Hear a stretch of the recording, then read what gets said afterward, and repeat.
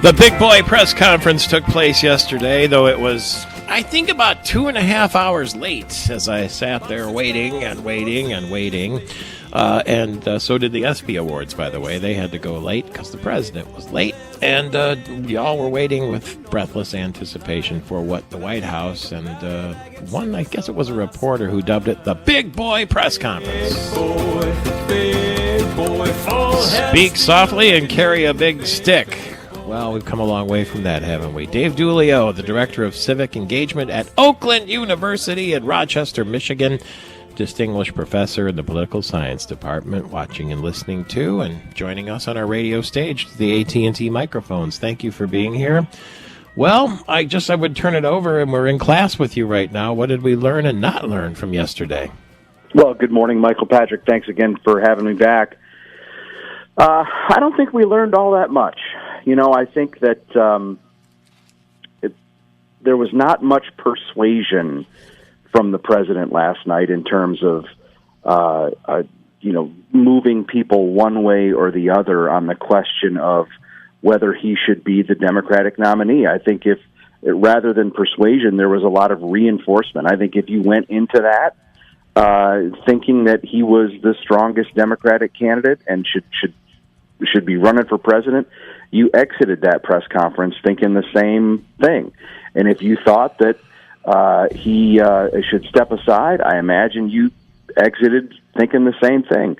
I think he does very well when he talks about foreign policy. That's clearly his sweet spot, and I think that he has command of that. But at the same time, when you mix up Trump and Harris, you call your Vice President Trump. I don't think that does a lot of good for the Biden campaign in terms of instilling confidence. Well, he had a warm-up earlier in the day, too, and right in front of everybody at the NATO conference, he introduced President Zelensky as Vladimir Putin. Yes, and those sorts of stumbles, and we're hearing a lot of whataboutism at this point, right? Where those are common mistakes, right, for other people. But when it's placed in the context of what everybody seems to be concerned about with President Biden, they take on a whole new importance, I think. Yeah, well, you're right. The microscope is there. The cameras are there. Everybody's waiting for one little slip up, and maybe it's magnified now more than ever. I do take your point that he had quite the command when he was speaking about Gaza and about the Middle East and about the Ukraine and the foreign policy and the rest of it. He has certain speech crutches that he relies on, words like yes and now, and he has his messaging, but they all have that, where they repeat the same things over and over and over. I wonder if maybe we're expecting a little too much from the president to be an adequate leader, capable leader, experienced leader, and a performing SEAL at the same time. Well, look, I think that that ship has sailed, right? I think that for more than half a century, we have had an expectation about our presidents and presidential candidates that they be performers, right? That the political environment is one in which image is everything, and we can go back to the Nixon-Kennedy debates to talk about the importance of image over substance, and I think that has just carried on for decades. What if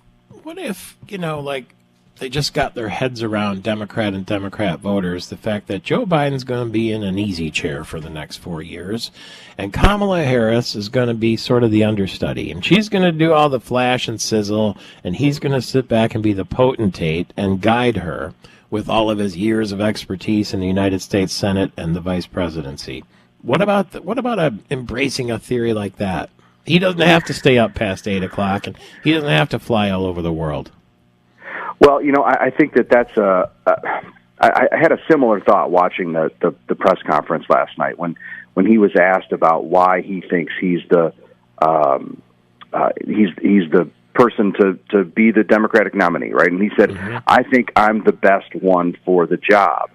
And, if he really thought that Vice President Harris was up for that kind of role, I guess I think he would probably pass the torch, right? I mean, he was asked that question pretty directly last night about being a bridge candidate and what changed. And it seemed to, he focused his answer much more on himself and the Times than his potential heir apparents. But I took his answer as nobody's ready yet. So, I wonder if and I wonder how the American public would react to that too, about,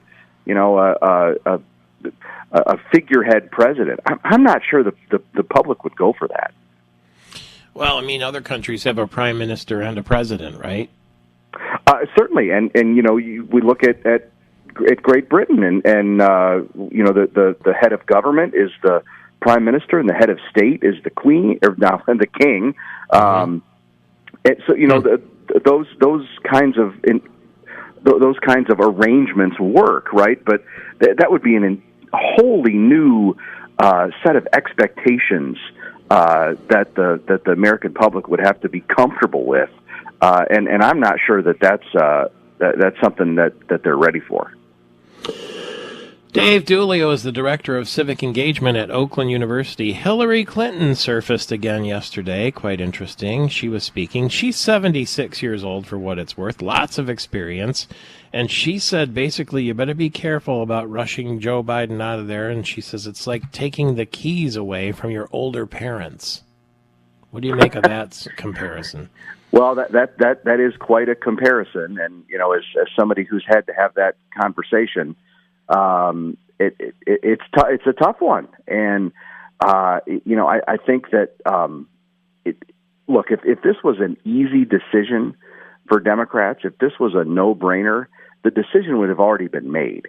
And we would be on a path where there was no uncertainty. There was no conversation.